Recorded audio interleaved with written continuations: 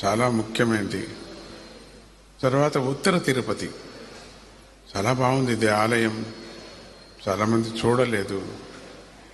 ఈ సంవత్సరమైనా వచ్చి ఉత్తర ద్వార దర్శనం. తిరుపతినే అది, ఉత్తర తిరుపతినే అది, నిజామాబాద్. ఉత్తర తిరుపతిగా నిజామాబాదు, ఇందూరు పేరు పొందింది. దగ్గర మీకు.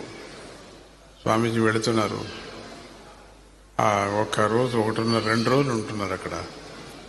ఆ ఉత్తర తిరుపతి ద్వారంలో ఆ స్వామి వెంకటరమణ స్వామి దర్శనం చేయండి. భవ్యమైనటువంటి మూర్తి. ఆలయం కూడా ఉత్తర దేశం మాదిరిగానే ఉంటుంది. అది చాలా అద్భుతంగా ఉంటుంది. అది ద్వారకాలాగా ఉంటుంది. ఆలయం యొక్క రచన అట్లా చేశారు స్వామీజీ. శ్రీకృష్ణుడి ఆలయం లాగానే ఉంటుంది. అంత రాతి కట్టడం. అది చాలా బాగా పురాతనంగా కట్టడం. అది చాలా బాగా కట్టారు ఇందూరు ప్రజలు, నిజామాబాద్ ప్రజలు. అందుకని అది స్వామీజీ ఉన్నప్పుడు వచ్చి చూడండి. ఎట్లా తిరుపతికి కష్టపడి వెళతారు మీరు.